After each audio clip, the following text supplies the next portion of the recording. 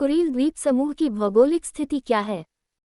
कुरील द्वीप होकाइदो जापानी द्वीप से रूस के कामचटका प्रायद्वीप के दक्षिणी सिरे तक फैले हुए हैं, जो ओखोटस्क सागर को उत्तरी प्रशांत महासागर से अलग करते हैं।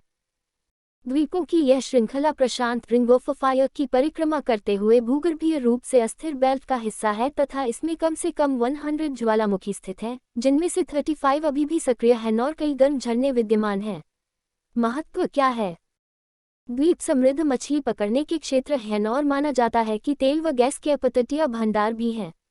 जापानी लोग विशेष रूप से होकाइदो में द्वीपों से भावनात्मक रूप से जुड़े हुए हैं। कुरील द्वीप विवाद कुरिल आइलैंड्स डिस्प्यूट क्या है? जापान और रूस के बीच कुरील द्वीप विवाद दक्षिण कुरील द्वीप समूह की संप्रभुता को लेकर है। दक्षिण कुरील द्वीप समूह में एटोरोफू द्वीप एटोरोफू आइलैंड, कुनाशिरी द्वीप कुनाशिरी आइलैंड, शिकोटन द्वीप और हबोमाई द्वीप हबमे आइलैंड शामिल हैं।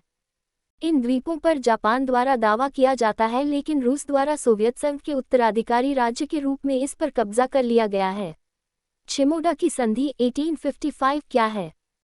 वर्ष 1855 में जापान और रूस ने शिमोगा की संधि का समापन किया, जिसने जापान को 4 सबसे दक्षिणी द्वीपों और शेष श्रृंखला का नियंत्रण रूस को दिया।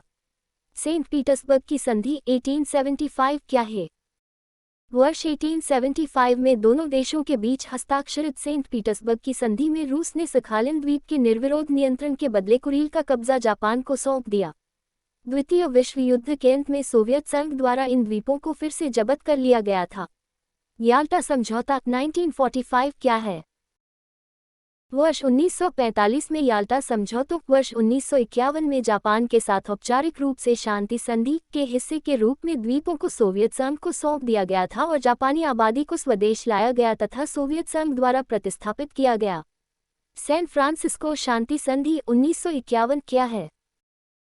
वर्ष 1951 में मित्र राष्ट्रों और जापान के बीच हस्ताक्षरित सैन फ्रांसिस्को शांति संधि में कहा गया है कि जापान को कुरील द्वीपों पर सभी अधिकार एवं दावा छोड़ देना चाहिए, लेकिन यह उन पर सोवियत संघ की संप्रभुता को भी मान्यता नहीं देता है। द्वितीय विश्व युद्ध में शामिल मुख्य राष्ट्र। ध्रुवीय शक्तियां जर्मनी, इटली और जापान। मित्र राष्ट्र फ्रांस, ग्रेट ब्रिटेन, संयुक्त राज्य अमेरिका, सोवियत संघ तथा चीन। जापान सोवियत संयुक्त घोषणा 1956 क्या है?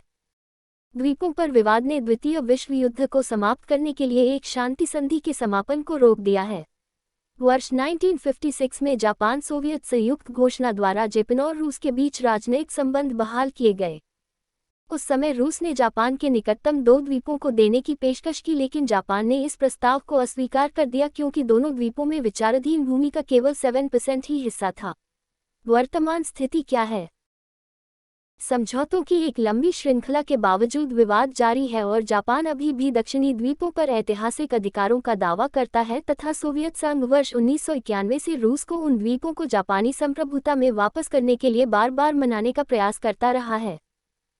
वर्ष 2018 में रूसी राष्ट्रपति और जापानी प्रधानमंत्री ने पूर्वी एशिया शिखर सम्मेलन के मौके पर मुलाकात की और जापानी प्रधानमंत्री द्वारा वर्ष 1956 की घोषणा के आधार पर बातचीत करने के लिए सहमत होने पर क्षेत्रीय विवाद को समाप्त करने का निर्णय लिया।